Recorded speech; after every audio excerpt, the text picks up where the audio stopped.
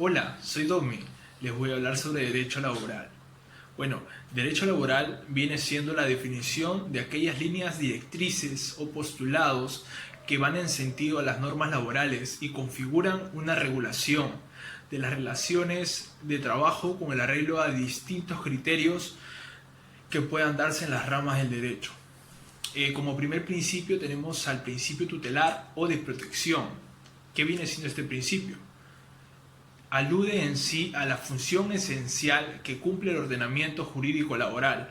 Esto es el establecer un amparo preferente a la parte trabajadora, que se manifiesta en un desigual tratamiento normativo de los sujetos, en relación al trabajo de asalariado, que se regula a favor de un beneficio hacia el trabajador. Como segundo principio viene siendo el principio de continuidad y relación laboral. Este principio es reconocido a favor del trabajador, ya que persigue las relaciones laborales en las que sean estables. Esto porque se ha concebido que el contrato de trabajo es una relación jurídica, en la cual está indefinida y estable y de jornada completa, de tal manera que asegure la continuidad del trabajador en la permanencia de la empresa, así protegiendo de las rupturas o interrupciones y limitando que en facultad del empleador no le ponga término. Muchas gracias. Buen día, profesor. En este momento quien habla es Esmeralda Lizeth Díaz Rivera. Hoy voy a hablar sobre dos principios. Uno que es el principio de la continuidad de la relación laboral y el otro que es el principio de razonabilidad. Principio de la continuidad de la relación laboral. Pues este principio es reconocido a favor del trabajador, es lo que persigue que las relaciones laborales sean estables. Esto porque se ha concebido al contrato del trabajo como una relación jurídica indefinida, estable y de jornada completa de tal manera que asegure la continuidad de la permanencia del trabajador en la empresa, protegiéndola de rupturas e interrupciones y limitando las facultades del empleador de ponerle término. Pues en derecho laboral se conoce como el principio de continuidad laboral. Acá el principio que instruye al juez ante duda estimar la duración del contrato individual del trabajo en la mayor extensión posible según los hechos y la realidad demostrada. El trabajador debe tener en cuenta todo lo que el del contrato establece y no puede arrepentirse después de haberlo firmado. La naturaleza jurídica del principio se basa en que normalmente el trabajo es la principal fuente de ingreso económico del trabajador, por lo que el contrato debe considerarse lo más extenso posible para así beneficiar al trabajador en la conciliación de situaciones jurídicas relacionadas con el trabajo, pues el principio de continuidad establece que si el trabajador continúa laborando por un plazo mayor al periodo máximo de contratación laboral, que establece la ley que de 5 años, este alcanza la protección contra el despido laboral y no puede ser despedido sino por causas establecidas por la ley. El principio de continuidad opera como un límite de contratación laboral por tiempo determinado. Por ello, este tribunal precisa que hay una preferencia por la contratación laboral por tiempo indefinido respecto de la duración determinada, la que tiene carácter seccional y procede únicamente cuando las labores que se van a prestar son de naturaleza temporal o accidental. Y es que, como resultado de ese carácter seccional, es más, la ley establece formalidades, requisitos, condiciones y plazos especiales para este tipo de contratos, e incluso sanciones cuando a través de estos, utilizando la disimulación o del fraude, se pretende evadir la contratación laboral por tiempo indeterminado. El principio de razonabilidad. Es un principio bastante general que establece la idea de lo razonable como un criterio interpretativo de aquellas situaciones en que, producto de errores, confusiones, de simulación o de fraude, es necesario establecer el verdadero alcance de las cláusulas o de las situaciones jurídicas para no generar arbitrariedades o injusticias que no resulten razonables.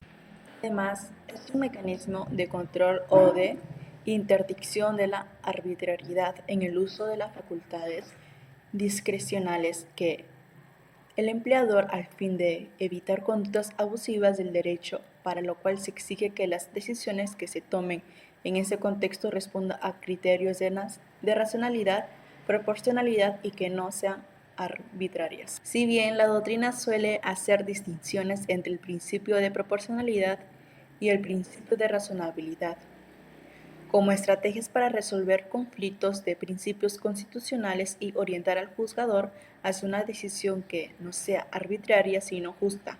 Puede establecerse prima facie una similitud entre ambos principios en la medida que una decisión que se adopta en el marco de convergencia de dos principios constitucionales cuando no respeta el principio de proporcionalidad no será razonable. Buenas tardes, profesor. Mi nombre es Joaquín Ciesa. A mí me ha tocado hablar sobre los principios. El principio de la supremacía de la realidad. Puede definirse este principio señalado que en caso de discordancia entre lo que ocurre entre la práctica y lo que surge de documentos o acuerdos, debe darse de preferencia a lo primero. Luego, el principio de la irrenunciabilidad de los derechos laborales. Este principio plantea la imposibilidad jurídica de privarse voluntariamente de una o más ventajas. Y por último, el principio de libertad sindical. Este principio es un principio referido al génesis, a la aplicación e interpretación del derecho colectivo del trabajo. Esos son los tres principios que me toca explicar el día de hoy, profesor. Gracias.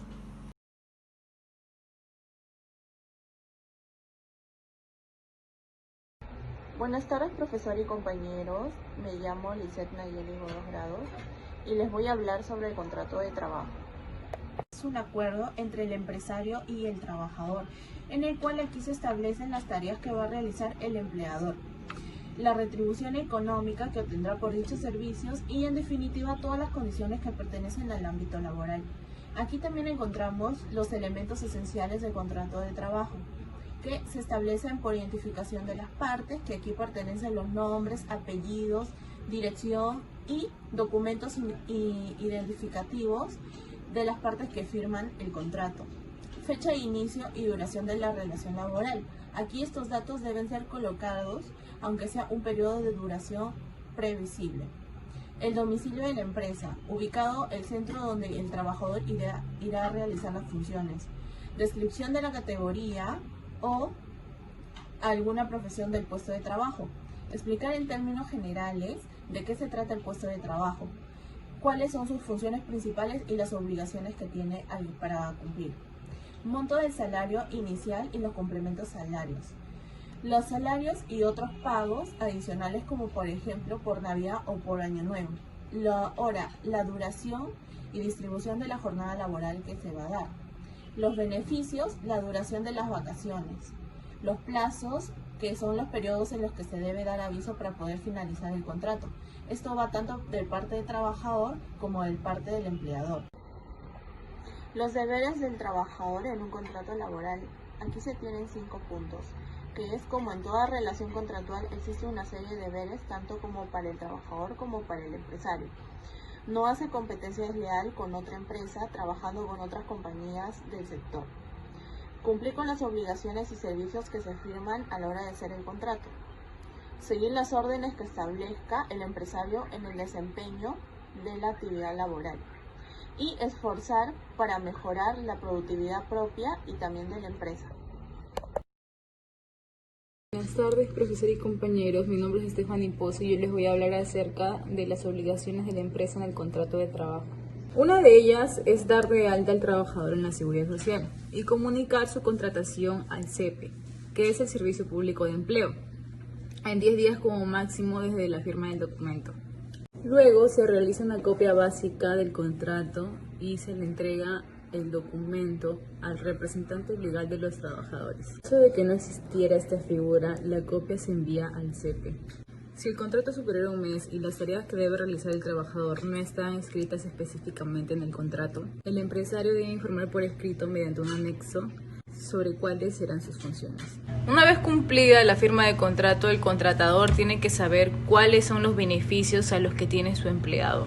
Entre los más importantes están los siguientes: seguro de salud, fondo de pensiones, prestaciones alimentarias, compensación por tiempo de servicios, gratificaciones, seguro complementario de trabajo de riesgo, vacaciones y gratificaciones. Seguro complementario de trabajo de riesgo, vacaciones y utilidades. Las empresas deben cumplir con todo lo prometido, informado y acordado a través de su contrato. Muchas gracias, profesor y compañeros, por su atención.